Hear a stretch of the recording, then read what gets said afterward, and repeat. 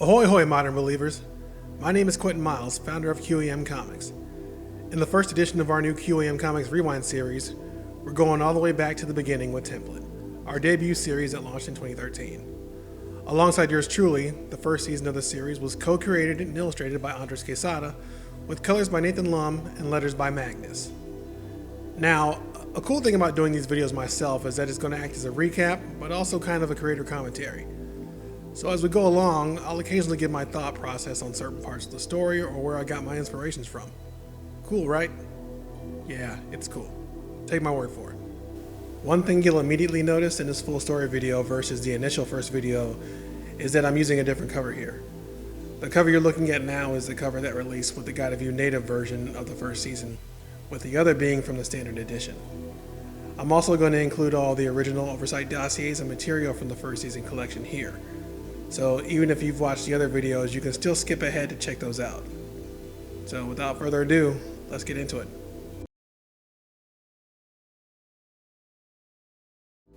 We begin our story at an undisclosed Oversight research facility.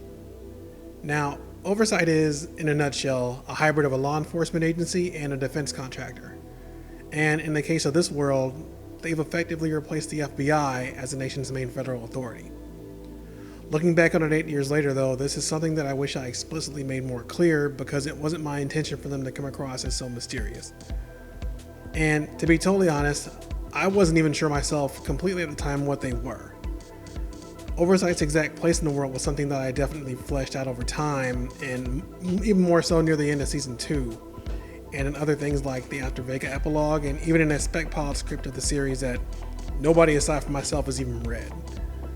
More on that will come later though, because for now, the facility isn't going to be around long, and it's immediately destroyed. How, you ask?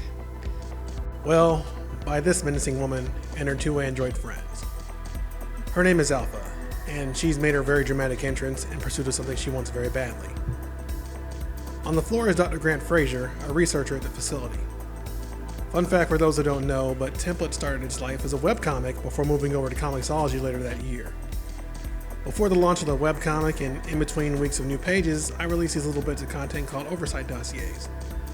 They were meant to fill in the blanks and add in a little bit of context to things, like the characters of the world. Dr. Fraser was the first of those dossiers, and it essentially revealed that he knew this day was going to happen.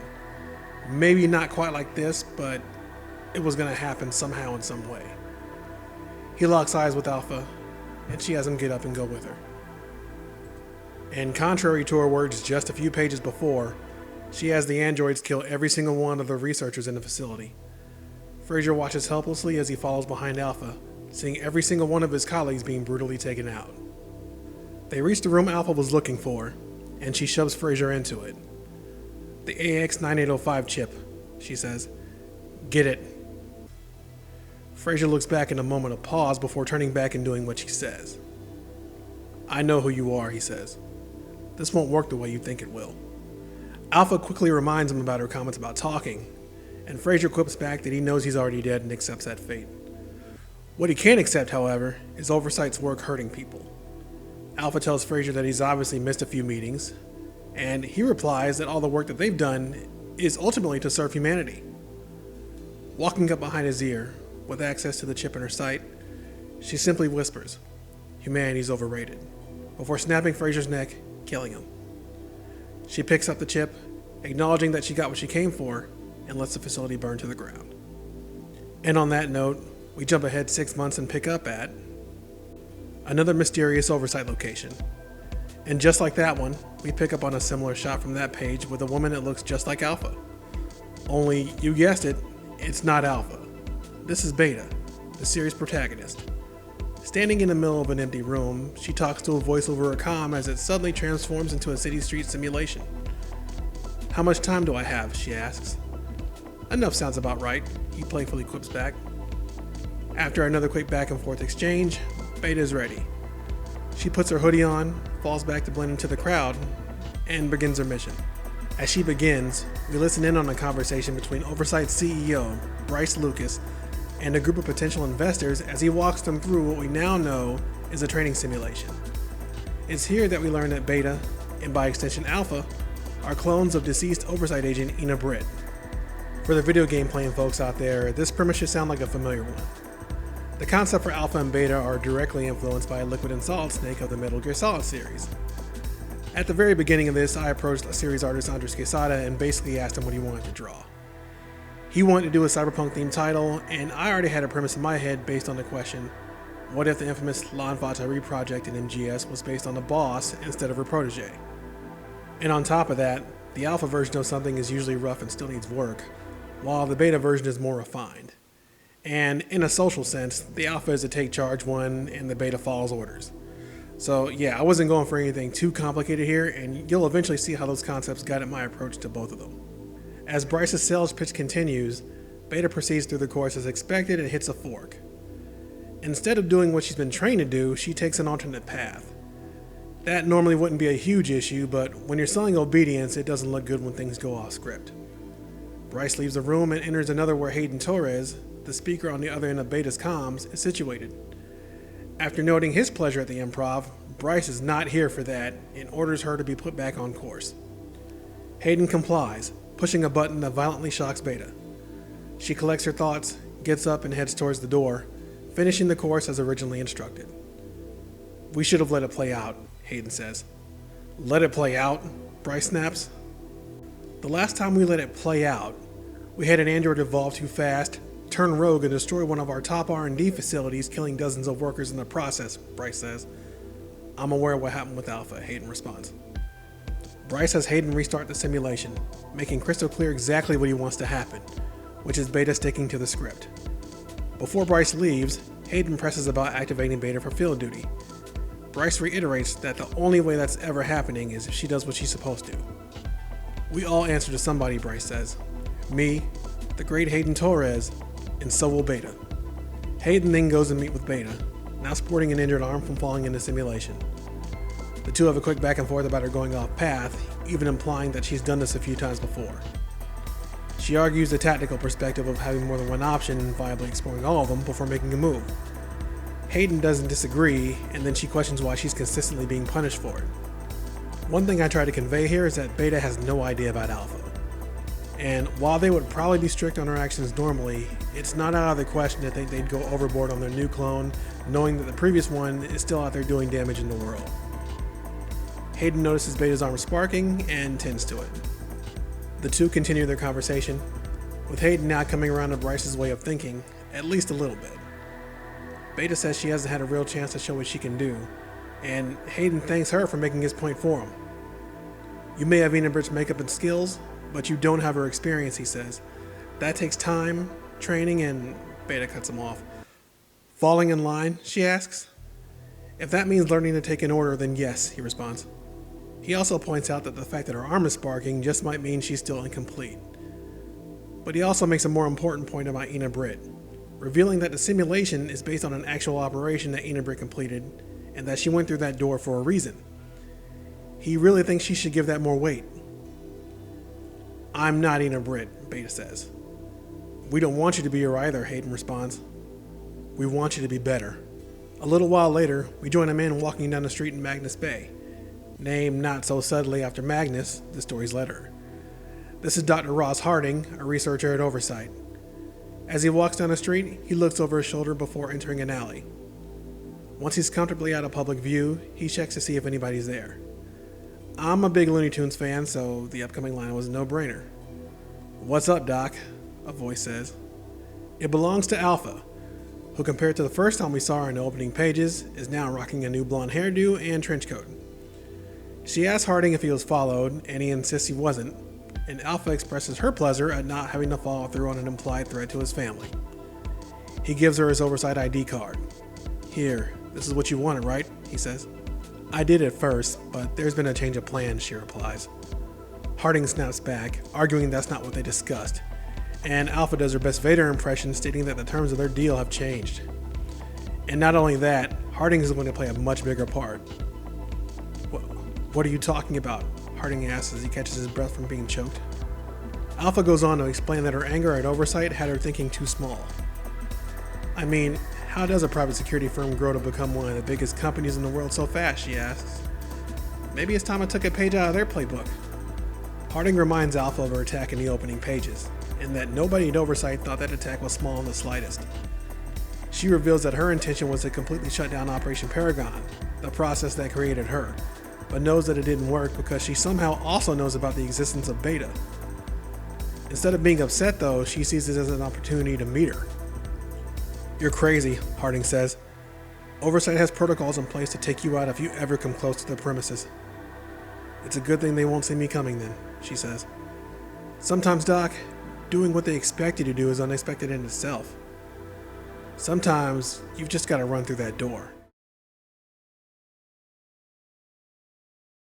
We open on Beta going through the VR simulation yet again. Things are looking pretty routine though, since she completes it without issue. Upon finishing it though, she's greeted by an unexpected guest, Bryce Lucas. "Excellent work, Beta," he says. "I believe that was your best time yet." She thanks him, before letting him know that she's ready to begin serving Oversight in a more official capacity. Hayden then joins in and delivers some good news. "I've reluctantly approved you for provisional field duty, effective immediately," he says. "Provisional?" Beta responds. He confirms, telling her that she was right about needing to prove what she can do, but that it'll have to be under extremely supervised conditions. "And if you're ready," Bryce says, "I'd like to start briefing you on an op right now." Beta naturally agrees, and Bryce leads him out of the simulation room and into the operations hub room of the main Oversight headquarters. "Welcome to the show, Beta," Bryce says. "Let's get to work. This is another one of those places where, looking back on it, I really should have gone out of my way to distinguish that this and the location in the opening scene were two different places. At first glance, you could look at the two and reasonably think they were the same place, but they're not. Again, Season 2 cleans a lot of that up, but still, you can't always assume people are going to stick around like that for you to clean up your world building." We're then introduced to Devin Blackwell. Described sarcastically as an upstanding citizen, Devin is an Oversight asset/contact that's in possession of a piece of data that they need to recover quickly. "What's the data?" Beta asks in the corner of the hub with Hayden and a very conveniently placed Dr. Harding. "Classified," Bryce says. He tells her to get used to that being the case until she's higher up on the chain. For now, her only objective is to meet with Blackwell and retrieve the data. No muss, no fuss. Hayden then states that he'll be nearby with a backup unit just for supervision, and that this is still her op. "Doesn't sound like much of anything," Beta says. "Baby steps," Hayden responds. "Bigger ones will come." Bryce asks if anybody has any other questions. Nobody does. "Good," he says. "Rollouts in 30. A short while later, we pick up at District A7, directly outside of a subway where 2 Oversight guards are already posted. Making her way down to the trains, Beta gets her instructions from Hayden one final time. Get a visual on Blackwell, get the data, and leave. She confirms. Once she's made her way down, she gets a visual on Blackwell.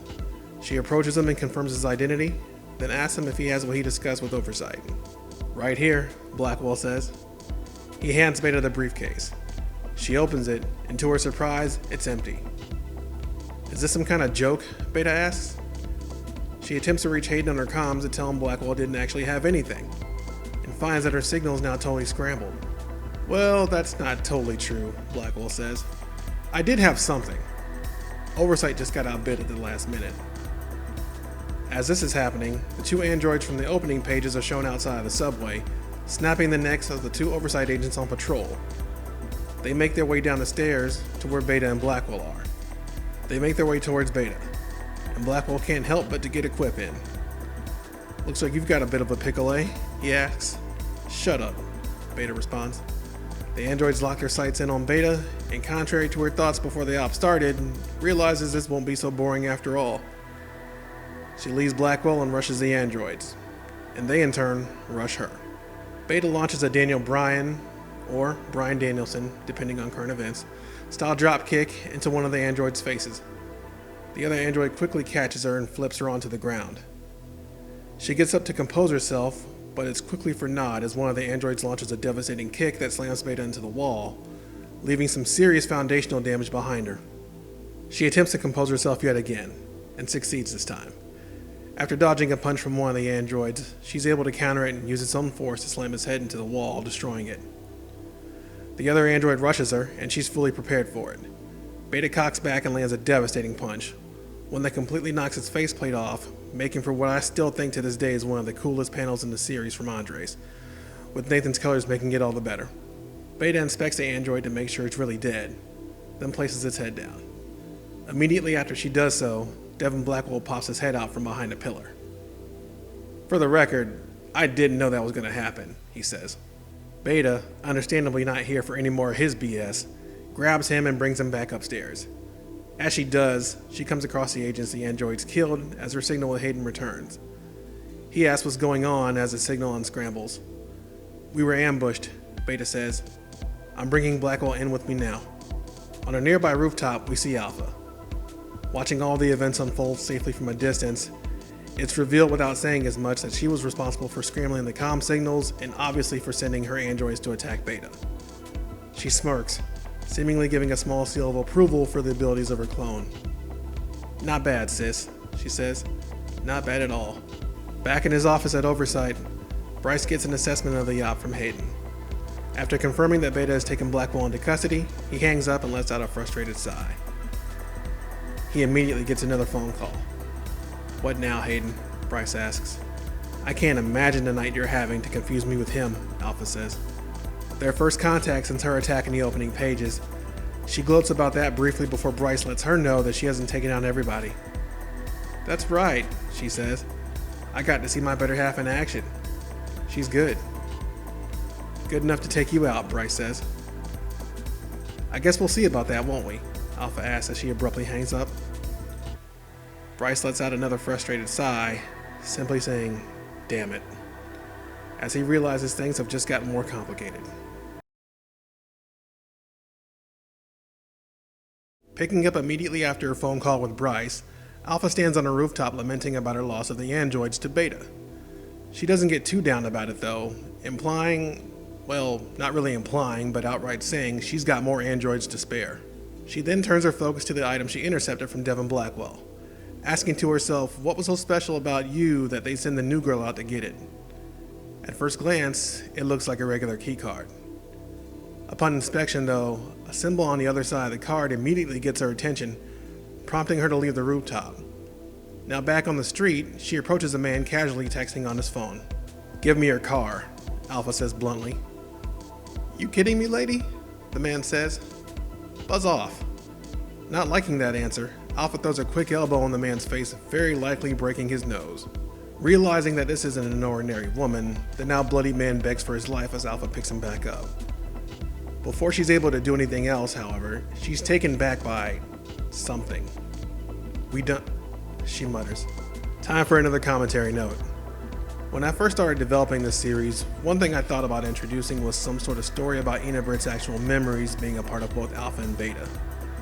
This is expressed more directly later on, but for this part specifically, I put in a little Easter egg in the webcomic version. If you floated your mouse over the panel, you would get the caption, "We don't harm innocents." I did say I was a Hideo Kojima fan.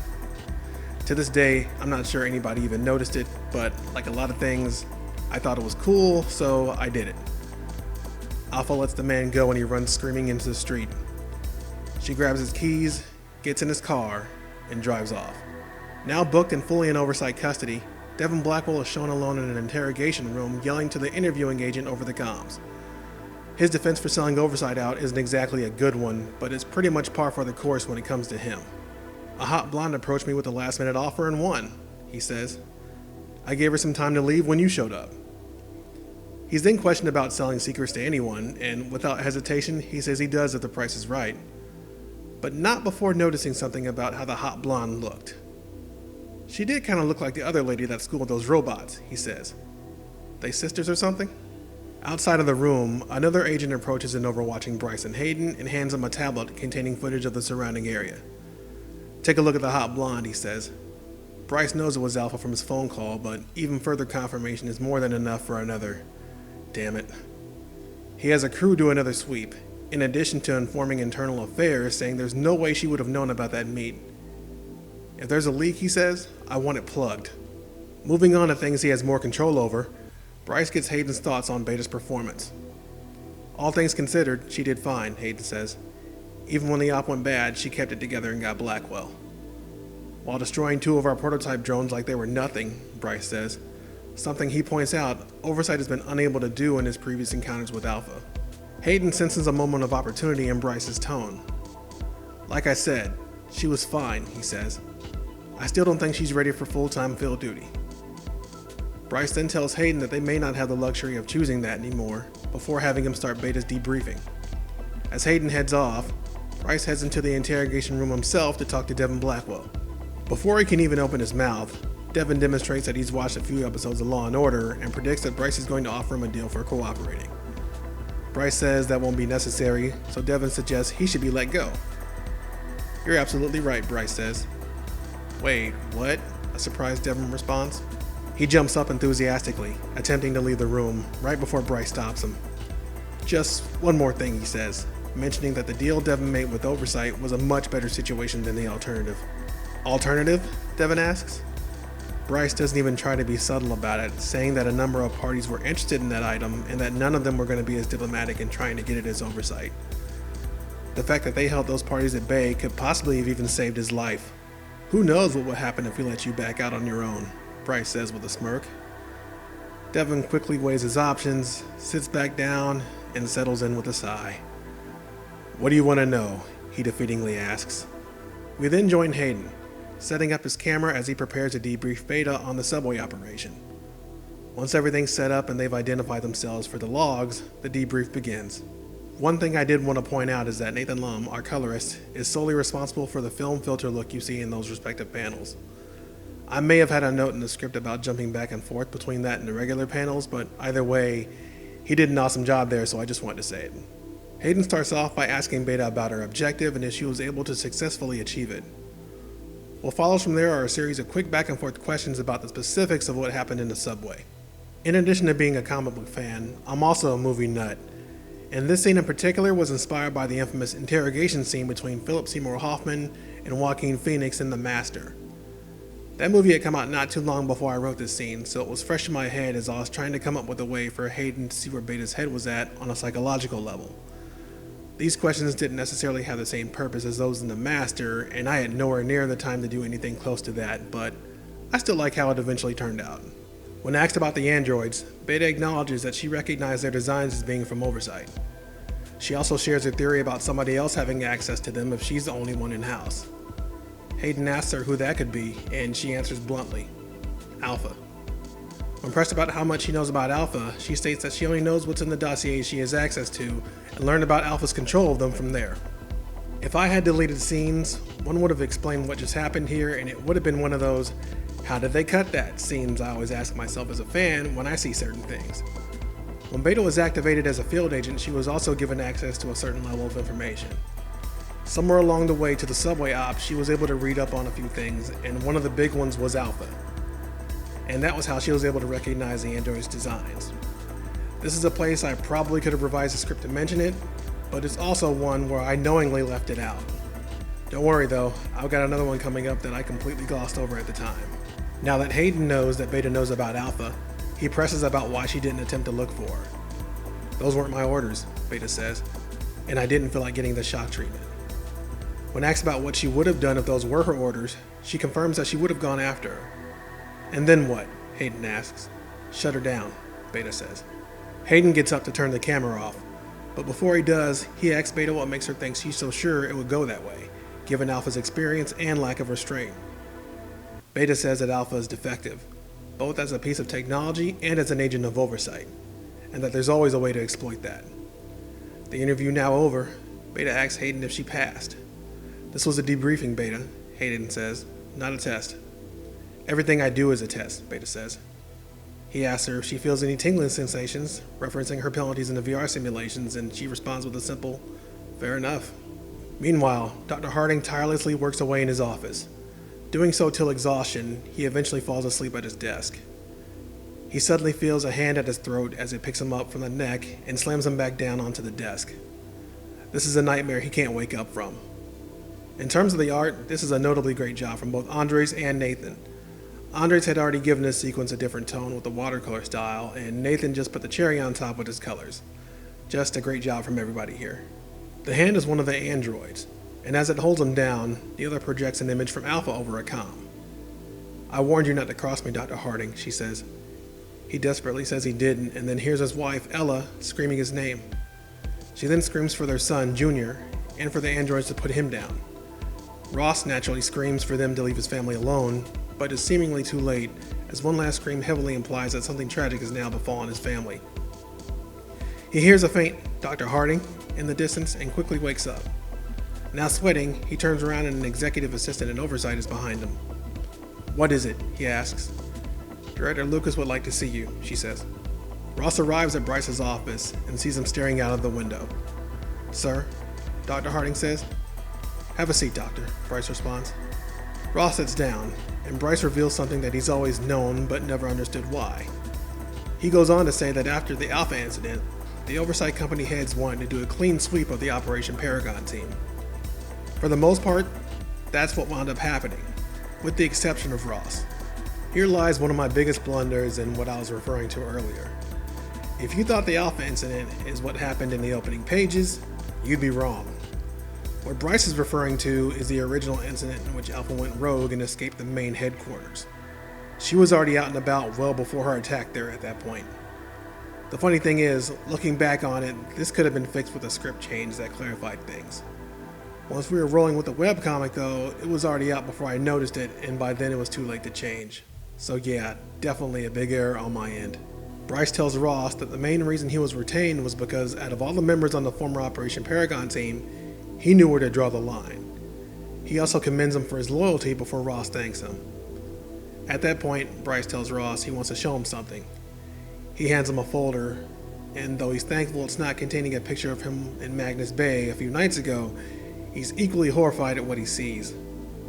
Who could have done this? He says fearfully. "I was hoping you could tell me," Bryce says.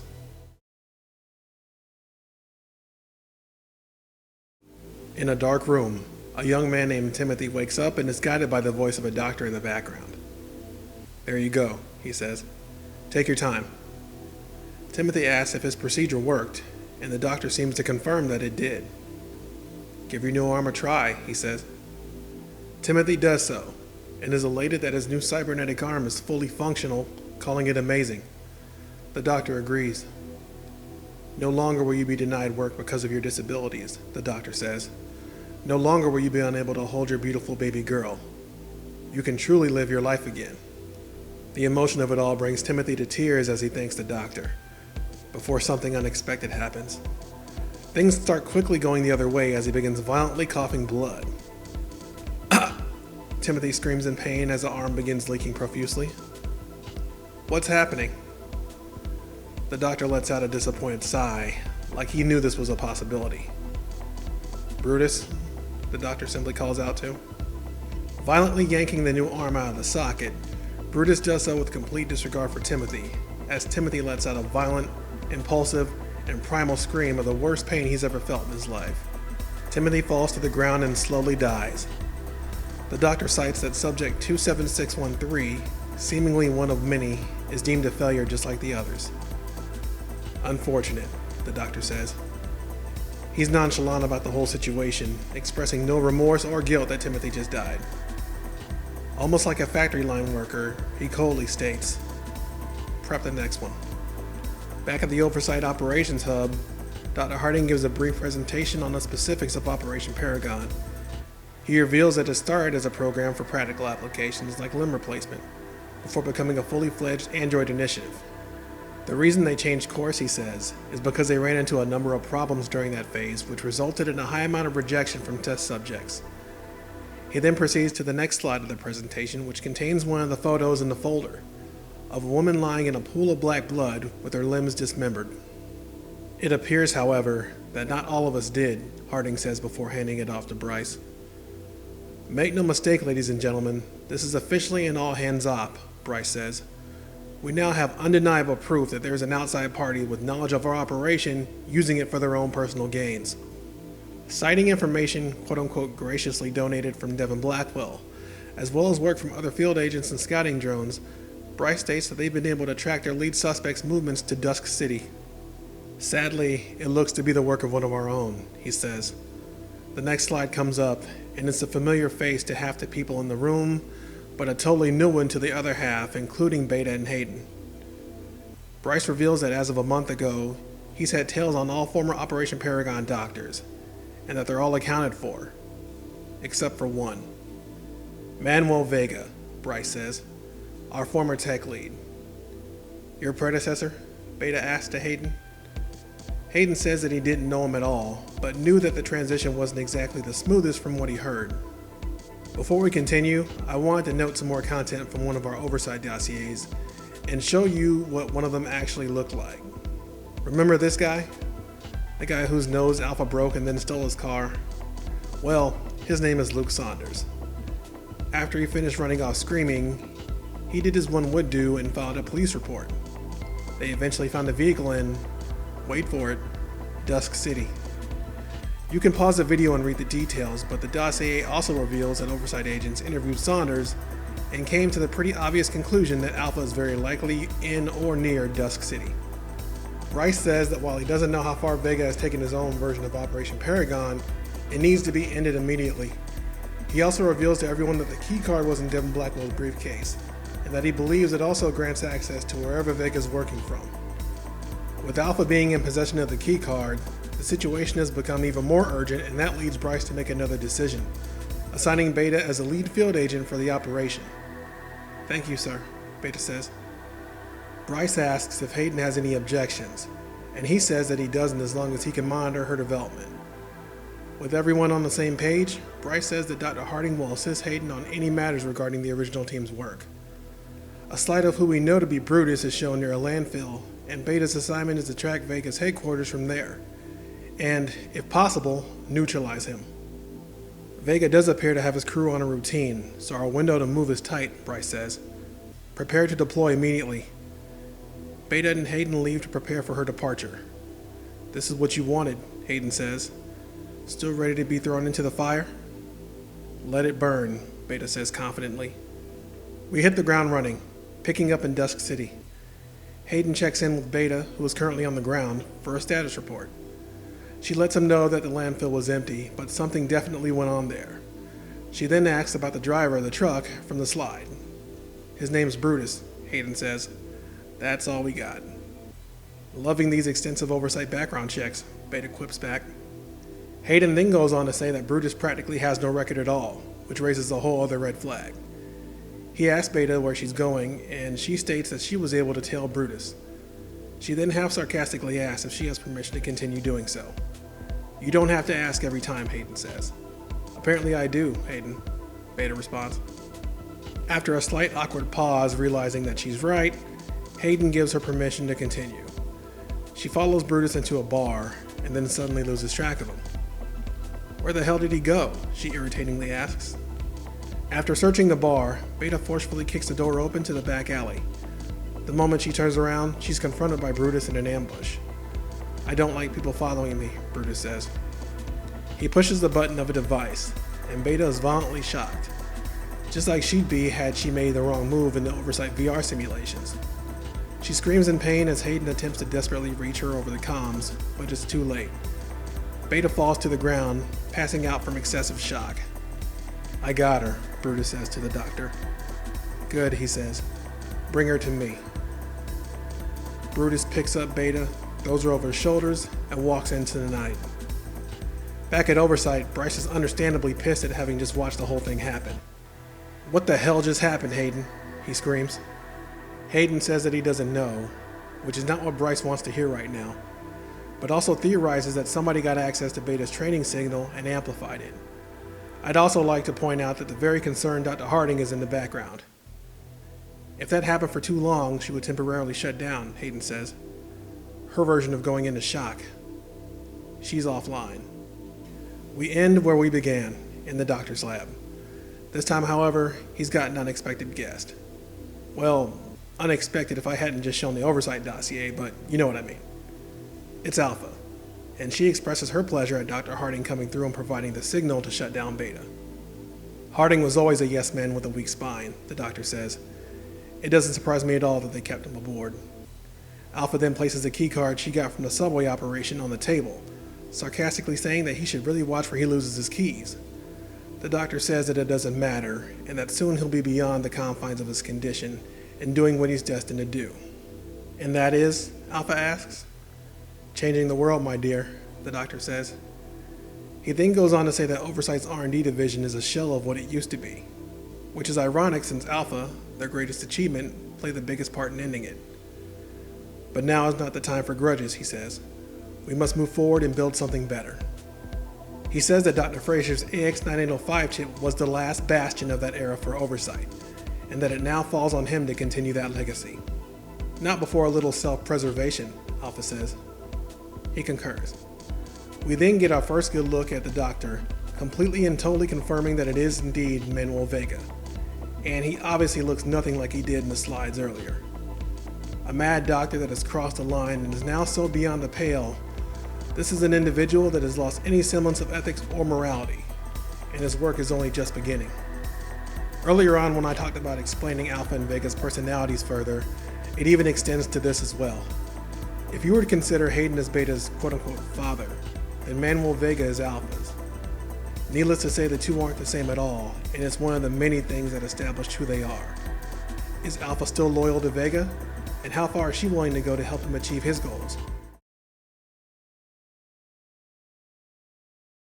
The all-hands operation to locate Manuel Vega has now turned into a cluster you-know-what, as finding Beta is now the priority. Hayden paces back and forth frantically as Bryce curiously locks his attention on Ross Harding. Do you need a minute, Mr. Torres? Bryce says.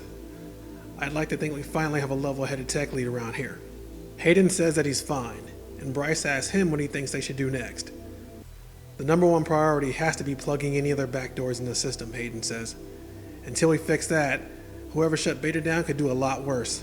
Bryce then asks Hayden what he needs to do that, and he simply states that he needs time, something he knows they don't have a lot of right now. Bryce approves and has the other engineers close any other possible access points while Hayden figures things out. While all this is happening, Ross attempts to leave the room and is instantly stopped by Oversight agents. Dr. Harding, Bryce says, I think you'll be needing this. Bryce holds up a now very surprised Ross's Oversight ID card. How? He asks before Bryce cuts him off. Did I get this? Bryce says. A package with a note saying, that's all, folks. Showed up 10 minutes ago. There I go with the Looney Tunes references again, and I figured it was a nice way to cap Alpha's need for Ross. Who needs internal affairs when some people are just downright pathetic at covering their tracks? Bryce continues, getting notably more angry. Hayden looks to Ross in disbelief, and he mutters that he didn't have a choice with Alpha threatening his family.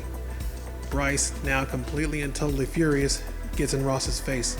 I couldn't have been more wrong about you. Bryce screams to the point where he's literally spitting on Ross. Ross tries to justify what he did again, and Bryce has heard enough. He arrests Ross and has the guards get him out of his sight. He could have told Alpha anything, Hayden says. Bryce says he realizes that, and Hayden says that's why he needs to talk to him first.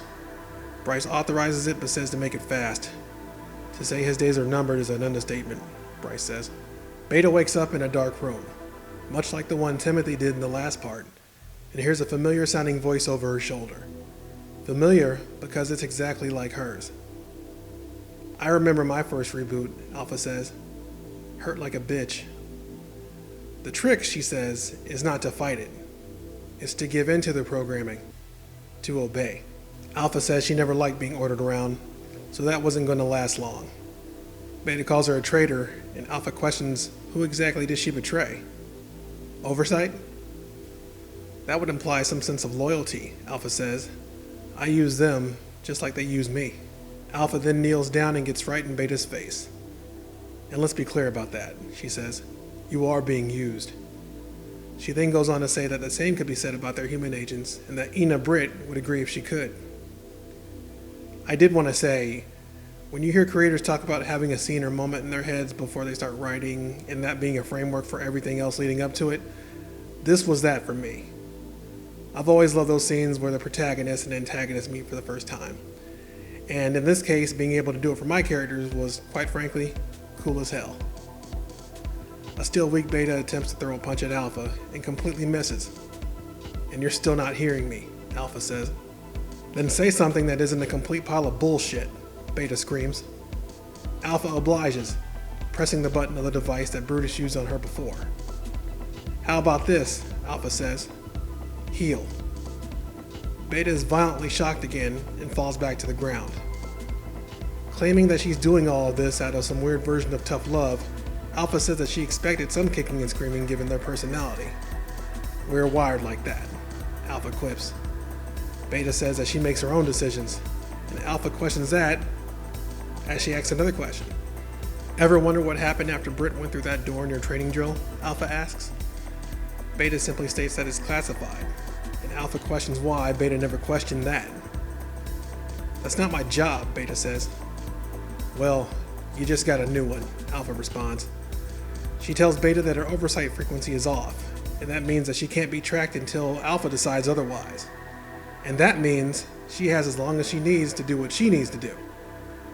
And what's that? Beta asks. Convincing you that you're on the wrong side, Alpha says. I want you to join us, Beta. So let's take a walk and see what we can do about that.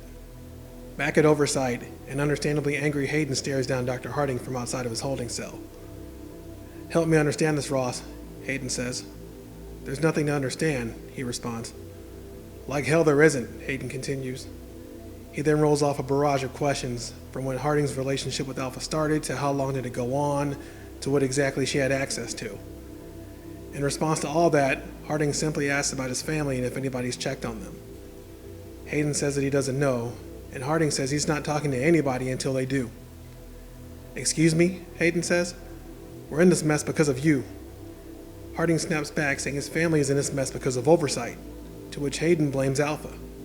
What's the difference? Harding yells back. What follows is my second favorite back and forth conversation in the series between Hayden and Dr. Harding. The goal wasn't necessarily inspired by the rapid fire style of the Master like the earlier scene between Hayden and Beta, but it does its own effective job at relaying that nobody in Oversight is innocent about anything. Hayden bluntly tells Harding that he made a choice to be a part of this and that he knew the risks. Harding responds by saying that it shouldn't have come at the expense of other people who had nothing to do with that, and Hayden speaks like a man with nothing to lose. But he doesn't stop there. Oh, I know, Harding says. It's about an organization that values the bottom line in a damn robot over innocent people being put in danger. Hayden's not really here for the sanctimony, and says that Harding probably put even more people in danger with his decision to help Alpha. Harding then reveals that one of the main reasons he stayed at Oversight was to try and right the wrongs of his predecessors, and that all it did was make things worse. He now realizes it was fruitless, and tells Hayden that he'll tell him whatever he wants to know if he ensures his family's safety. You're playing a dangerous game here, Ross, Hayden says. Aren't we all? Harding responds. Beta enters another room in Vega's makeshift facility and sees that his dealings are worse than she imagined. Rows of alive but unconscious people are covered up on slabs just waiting to be worked on. Waiting to be tossed aside as if they were nothing. Just like Timothy, just like the woman in the photos. And it's just the beginning, Alpha says to Beta. Keep moving. Alpha and Beta arrive in another room, and Alpha can already see her clone looking for a way out. She tells her not to bother because there isn't one. When Beta asks if they're even still in Dust City, Alpha says, close enough. Must be getting desperate to join up with Vega, Beta says, before another voice enters the room. Alpha is a lot of things, but I assure you, desperate isn't one of them. Manuel Vega arrives with Brutus, and he seems particularly interested in seeing her successor. I've heard so much about you, Beta, he says curiously. Aside from an obviously outdated photo, I can't say the same, Beta quips back. Vega says that a body is a small price to pay when you're striving for greatness, as he creepily continues to inspect Beta. Though I'm not surprised Britt's humor has rubbed off on you, too, he says. After inspecting her, Vega states that even though she's not quite Alpha quality, she's still remarkable considering what little they had to work with after the original Alpha incident. When asked about who constructed her, Alpha says Hayden Torres. It seems their faith in him was validated, he says. Beta then asks Vega what his endgame is, knowing that Oversight's looking for him.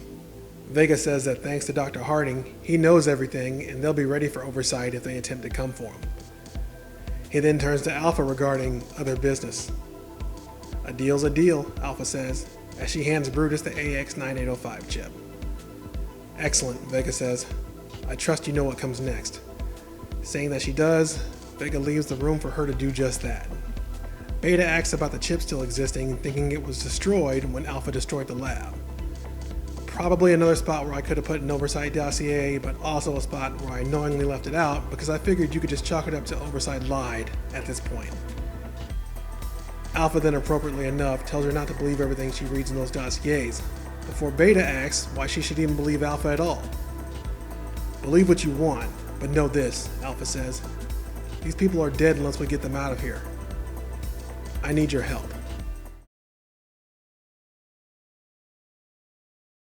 Picking up immediately where we left off, Manuel Vega walks down the hall with Brutus and back to his main lab. Brutus, usually not one for many words, inquires about Vega's fascination with the AX9805 chip, saying that he's gone through a lot of trouble to get it. Vega tells him that some things are worth the risk, and that the AX9805 chip is certainly one of them. If Dr. Fraser was correct, Vega says, the AX9805 chip is the answer to all the problems we face in Operation Paragon. A true clean slate processor that eliminates any deficiencies or potential risks that come with a cybernetic transplant. He looks over at another locked door as he says that it changes everything about how he's approached his work, as Brutus simply gives him a cold stare. You're not convinced, Vega says. Not my place, boss, Brutus responds. Now curious, probably because he also knows that Brutus isn't a big talker, Vega tells him that he values his thoughts and that he wants to hear what he has to say. Say this thing works, Brutus says. What happens with them people downstairs? Vega explains that if the chip works, he expects that they'll survive, much like Brutus did.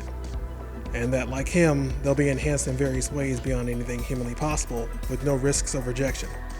If he didn't catch it, this is one of the few places where I did work in a bit of backstory through the dialogue. And that's that Brutus was, and is to date, the only successful recipient of cybernetic enhancements by Manuel Vega. Vega continues, saying that people would go back to their normal lives, and, if needed, he'd occasionally summon them to perform certain jobs to pay off their debts. They'd be sleepers, Brutus says. Vega confirms. Brutus then asks about Alpha right as Vega authenticates the validity of the AX9805 chip. Knowing that the chip is legit, he admits that he no longer has any use for it. Betrayal is in Alpha's very nature, he says, and I won't wait for it to ruin my plans. I want her and that knockoff dealt with immediately. Unless you've got any more questions. Brutus, back to being mum, simply states, I'll take care of it. No, Beta states flatly in response to Alpha's request. Alpha, looking somewhat surprised, asks, come again? Before Beta says that stopping Manuel Vega isn't her immediate concern. Alpha then tells her that her mission is flawed, and Beta says that she's one to talk given her attack on the research facility. Those people got what they deserved, Alpha says. So they were guilty by association, Beta responds. What about you? Me. Alpha says that they didn't have a choice in their creation, and that the people she's trying to save didn't know any better. Vega preyed upon people looking for a quick fix where there isn't any and manipulated them into his trials, she says. He knows they probably won't survive the process and continues to string them along anyway. But you just gave him the AX9805 chip, Beta says. That wouldn't be an issue anymore. The two exchange a blank stare for a beat as Beta comes to the realization that Alpha didn't really give him the AX9805 chip. You can't be that stupid, Beta says as she gets in close to Alpha. Alpha backs off and puts her thumb on a shock device, threatening that that's the last time Beta will ever try to put her hands on her. Beta walks over towards the people on the slabs and tells Alpha that if she never destroys that lab, Vega doesn't go full mad scientist. Consider it karma, she says. Now that I'm looking at it, this is another spot I could have added the original Alpha incident along with this so it made more sense. You probably wouldn't be here either, Alpha says, so you're welcome. Regardless, Alpha states that the fact of the matter is that, for the moment at least, her and Beta's interests are aligned. They both want to take out Vega, but she's only going to do that after the people are freed. And how are you going to do that, Beta asks. You just said yourself there's no way out. Alpha looks to the door and says, there is now. Beta turns around and Brutus has arrived to her surprise. Looks like the gang's all here, Alpha says. It's showtime. Back at Oversight, Ross is shown with his handcuffs being taken off as he makes his way back to the hub room. She played him, Bryce says. There was never an attempt on Ross Harding's family, and they're fine. He continues to say that this entire ordeal could have been avoided if Ross had just come to him in the first place. I would have told him that, aside from the recent incident with the bystander, She has no history of hurting anybody not directly affiliated with Oversight, Bryce goes on to say. But he knows they don't have time to hash all that out because they need to find Beta. After having Ross informed of his family's status, he agrees to help Oversight with tracking Beta. Since you wanted him, I'm placing him in your temporary custody, Bryce says. He's yours, Mr. Torres. Ross arrives in the hub room, and everybody stops for a beat in reaction. Hayden signals him and he heads over to his workstation. Dr. Torres. Hayden, Ross says. About earlier, Not now, Hayden says. I need to know absolutely everything you told Alpha. Ross goes on to say that he didn't specifically tell her anything, and that his Oversight ID card was the only thing he gave her.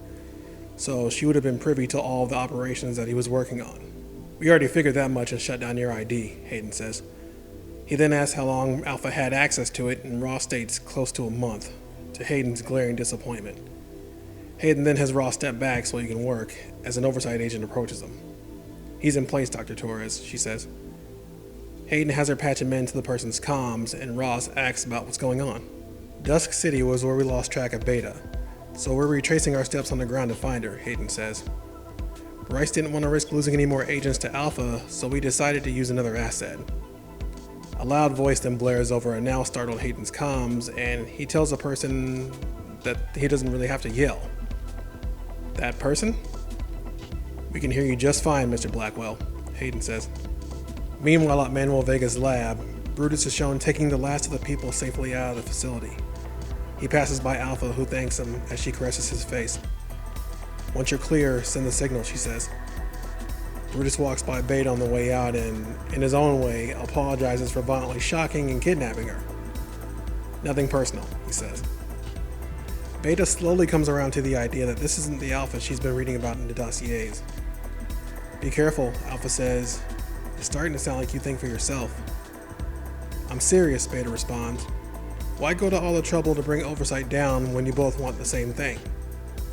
Because we don't, Alpha says as she goes on to accuse Oversight of perpetuating a world that lives in shades of gray and only gets darker by the second. Alpha continues stating that everything, the lab, Operation Paragon, and them are all products of Ena Britt's misplaced loyalty. She then drops a bombshell, stating that Oversight was initially hired to find and retrieve the cybergraph tech for a client. They not only didn't do that, but found a way to patent it. Britt didn't comply with that and wanted to stop them. So what did they do? Alpha says. Kill her. Beta says that can't be true. How do you even know that? She asks. And here comes the more formal version of the reveal I made way back in part 3. I hear her, Alpha says. See her. Bits and pieces, but it's there. However faint it is, she's in my head. It'll probably be the same with you one day. Alpha continues, telling Beta not to ever tell her she wants the same thing as Oversight, and that her mission is to finish what Ena Britt started and then some. And when I'm done, Alpha says, Oversight won't be able to build a can opener, let alone start an arms race. She leaves the room as she tells Beta that she still has some time to choose a side. I hope you picked the right one, she says.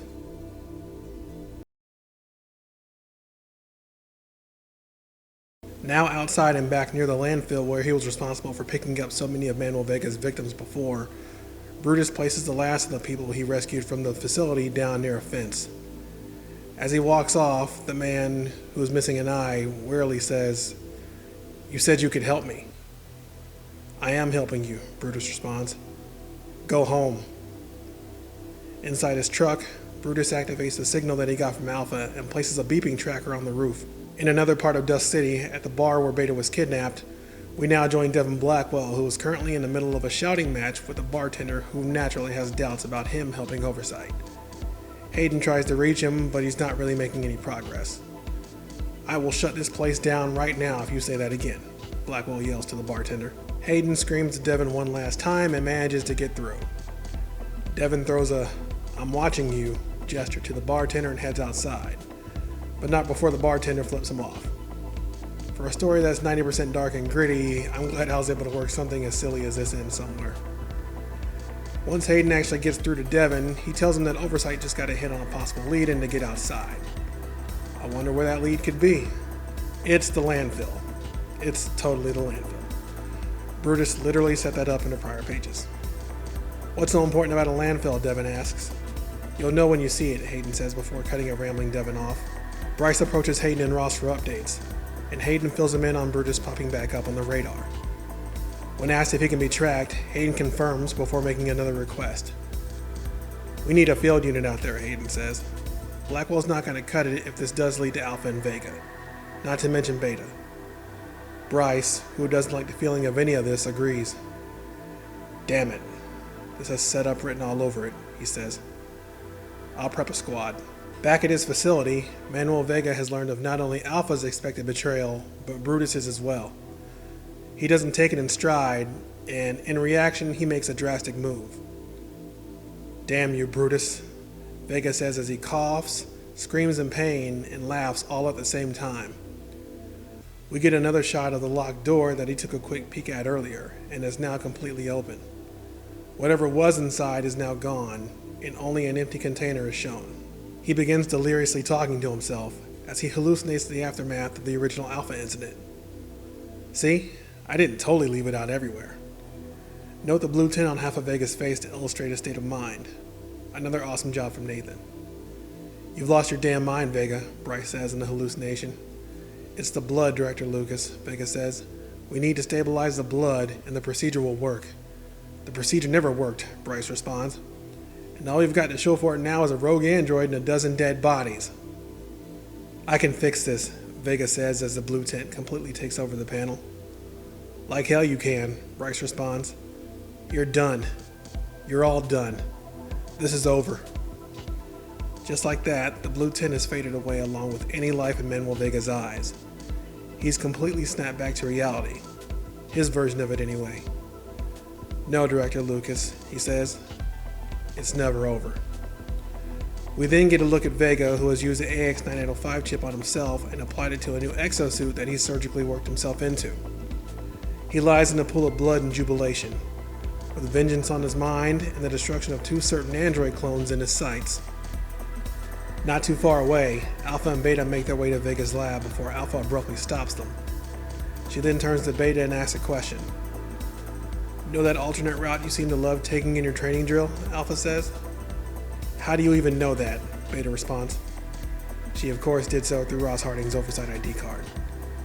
A loud rumble shakes the walls near them, and Alpha tells Beta that now's the time to call that play, or execute that strategy she's apparently a fan of.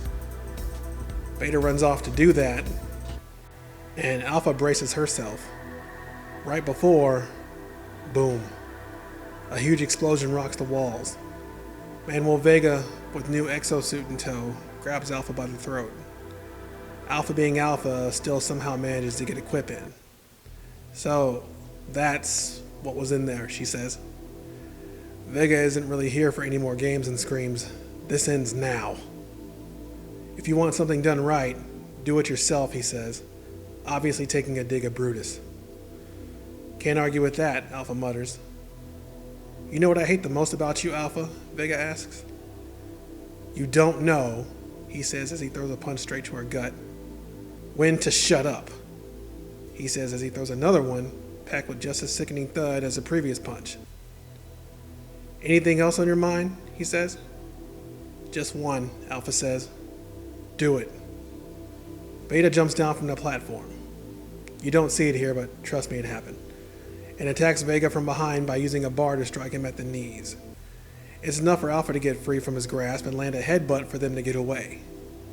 You're hurt, Beta says as she carries Alpha away. No time to cry about it, Alpha responds. Move. In even more of a blind rage, Vega angrily throws punches at the wall, degrading the building's foundation even more. He screams out to both of them with a threat. You think I won't tear this place apart to find you? Vega yells. Having escaped Vega for the moment, but not for too long since he's easily within eyesight, Beta says they can't face him with Alpha in her current condition. We won't have to, Alpha says. Wait it out. Beta screams that they don't have any time to do that, and Alpha responds by simply saying to trust her. Why should I? Beta asks. You've given me no reason to. You're right, Alpha says as she holds up the shock device. She then performs a decent, if not necessary, act of good faith to get Beta on her side by destroying it. How about now? Alpha asks. Back at Oversight, that act becomes the blip heard around the world, as Hayden successfully gains access to Beta's signals again. But not entirely. The signal is still spotty, and Hayden can't seem to isolate it. Ross offers to step in and help and immediately gets to work. Realizing that he just started doing it, he pauses abruptly and turns to Hayden. "I didn't mean to," Ross says. "If you can help, help," Hayden says. "That's why you're here." Ross then takes the chair and resumes his work as he tells Hayden something. "I'm not a bad person," Ross says. "Did I make some questionable decisions?" "Yes," Ross says. "Did I do them for what I thought were righteous reasons?" "Yes." "That's par for the course with everything Oversight does. So you and everyone else in this room can continue to judge me. I don't regret my actions." Bryce then joins the conversation and adds his piece. "You did what you thought was right for your family," he says. "Don't blame us when we do the same." Ross nervously gets up and tells them that he wrote a quick algorithm based off of Alpha's original firmware that might be able to boost Beta's signal. It winds up working, and Hayden is able to track Beta to an abandoned warehouse about 50 miles south of Dust City. Bryce mentions that's the same place he sent the field team, and Hayden asks Bryce what he wants to do. "What was it you said before?" Bryce asks. "Time to let it play out."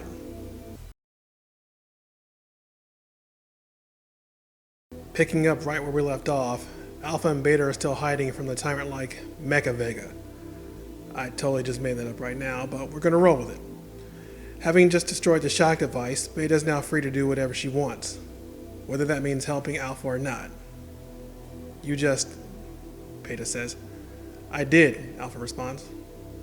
"Well, now what?" Both agree that waiting for Vega to find them isn't really the best option, leading to the conclusion that their best option is to get him near the fire. They both say at the same time. "I knew I liked you," Alpha says with a smile. She extends her hand to Beta to help her up, and they put their plan in motion. "Let's make this count," Alpha says. Beta dashes to get in position as her comms completely clear up. Hayden, now finally being able to get through to her, asks her how she is. "Could be better," Beta says. "The crazy scientist in the drone body trying to kill me isn't helping, though." She goes on to confirm to Hayden that she's with Alpha and that she was the one blocking her signal, and Hayden confirms to her that they've already figured that out. He then asks if she can get out of there, and Beta defiantly says she's not going to until she finishes this. "That's an order, Beta," Hayden screams. "The mission's not over," Beta responds. She then goes on to disconnect her signal, which comes as a huge surprise to Hayden since Beta shouldn't be able to do that at all. "What's the ETA on the field team?" Hayden asks of Bryce. He tells Hayden that they're still en route before he gets a message from one of the agents on that squad. "We just hit a roadblock," the agent says. "What kind of roadblock?" Bryce asks. "A line of androids stand on the road, blocking any viable path to Vega's facility. This is another one of those places where I would have expanded on things if I had a bigger page count.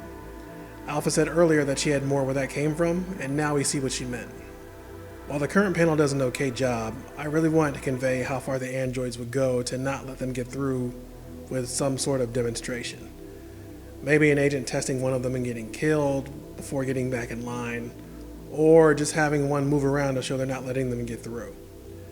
Not a big deal, but I think it would have conveyed things better and shown why Bryce doesn't want any agents near them. Which leads into what happens next. Bryce orders the agents to immediately stand down.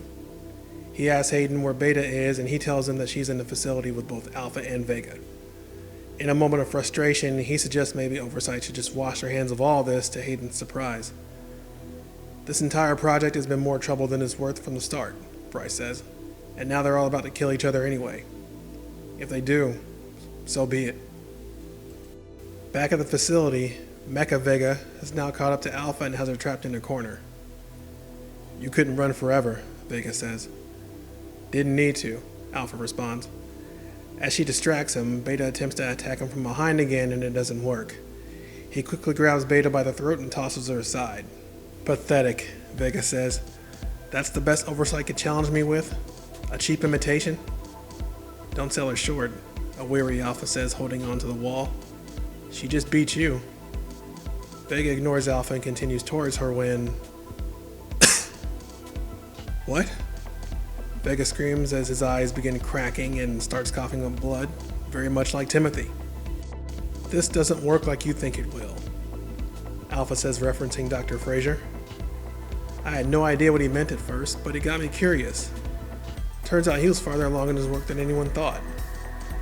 The AX9805 chip does exactly what it's supposed to do, she continues, when it's manually coded to the person's blood type.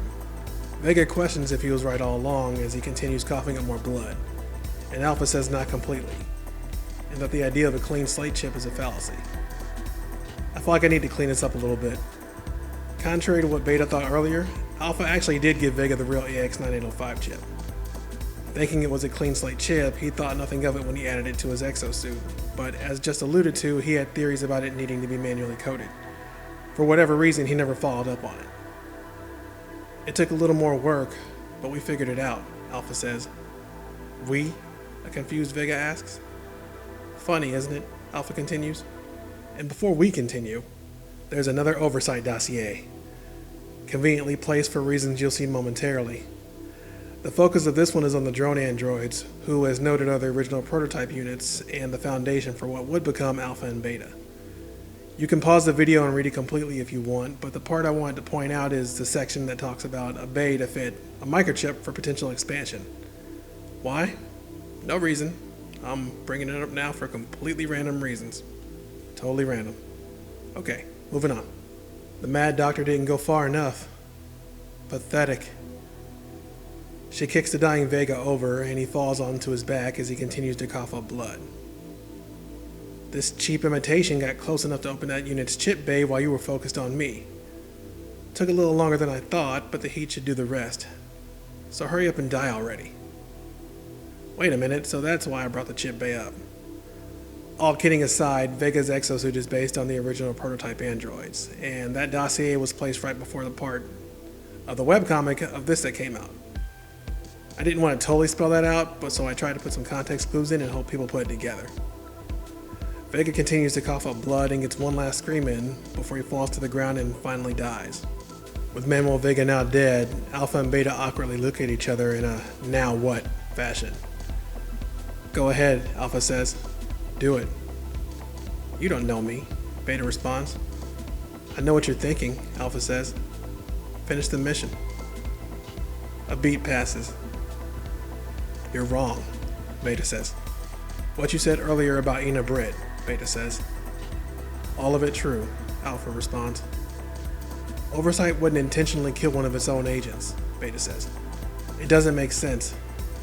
Alpha then tells Beta to take a look at everything that just happened as an obvious counterpoint, and Beta says that Vega was a loose end that needed to be taken care of. Alpha doesn't disagree, but says that line of thought works both ways, and that Oversight has always, and will always, work in the best interests of Oversight. Sounds to me like everyone's got an agenda, Beta says. At least all of my cards are on the table, Alpha responds. Can you say the same about them? Alpha then reaches out to Beta one last time in an attempt to join her and Brutus. Beta thinks about it for a moment before rejecting her offer. Oversight will be here any minute, Beta says, and you're in no condition to fight anyone. Go.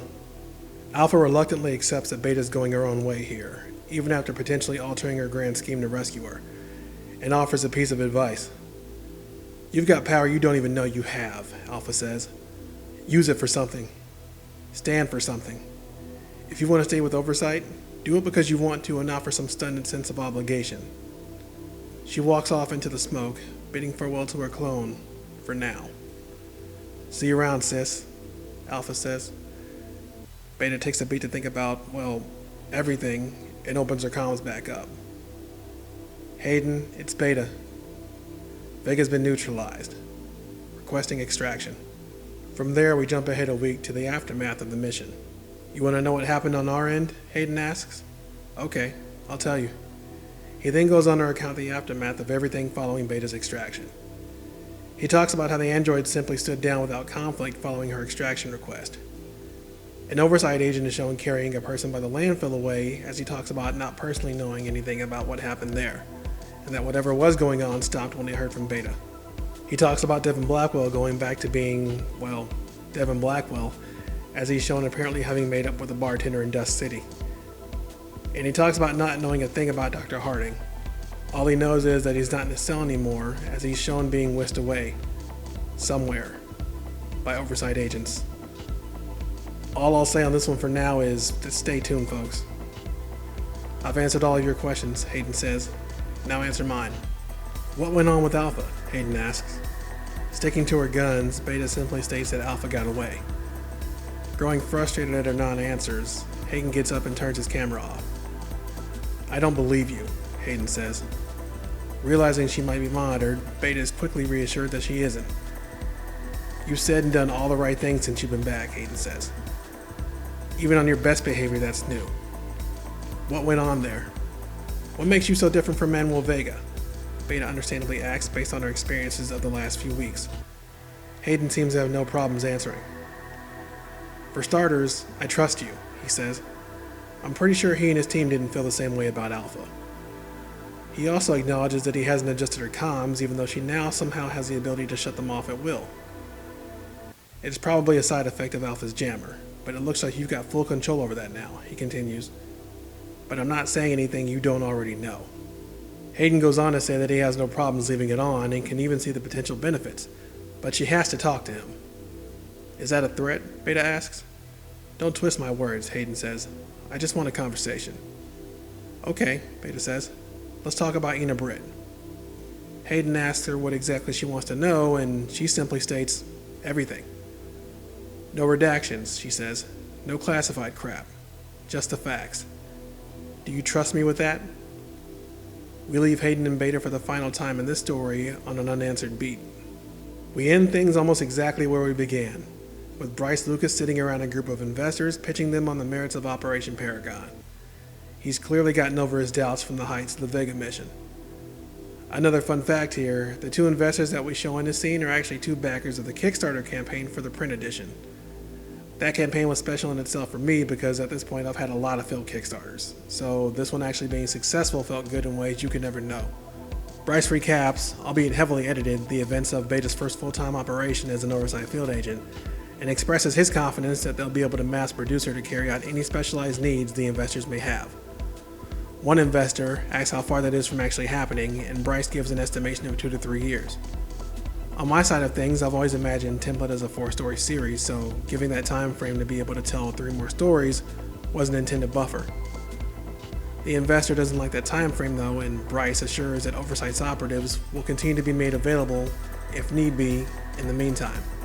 Another investor asks if somebody other than Ina Britt can be made into a clone, and Bryce answers that while it hasn't been considered, it's certainly something they can look into. With all the questions seemingly answered, Bryce does a last call and gets one more question from the entrance of the room. Just one, the man says. You started the meeting without me? Bryce, looking a bit startled, tells the man that his secretary said he wasn't coming, but the man says his schedule cleared. Hell, you've got my son building the things. The least you could do is verify that, he says. Bryce says he'll be sure to do that next time before introducing the man to the room.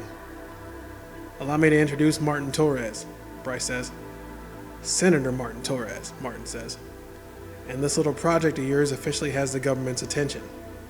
So let's talk about the future, boys. And that's a wrap on Season 1, folks. While we are done here, there still are some questions lingering. How does Martin Torres' involvement change things? What happened to Ross Harding? You're going to have to stay tuned to find out. In the meantime, it's bonus material time, starting with the Oversight dossiers in their entirety. You can pause and navigate the videos to read them at your own pace.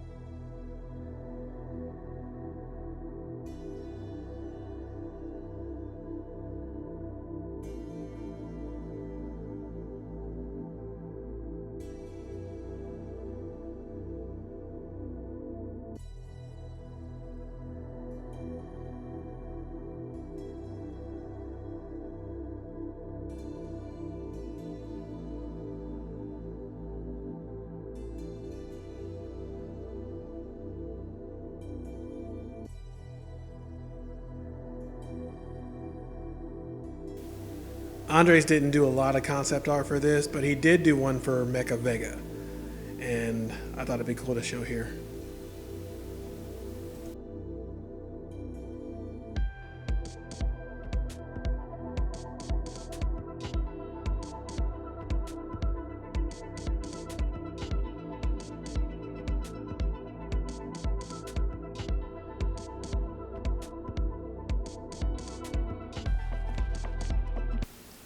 A week? Never known you to go quiet that long, Alpha. I never had to deal with something like Vega. And how do you think you dealt with him? Ask him that question. Beta held her own as well, if I'm not mistaken. She chose her side. Whatever happens next is on her. I'm more worried about if you're ready for what's next. I will be. So will Brutus. Good. I'll be in touch.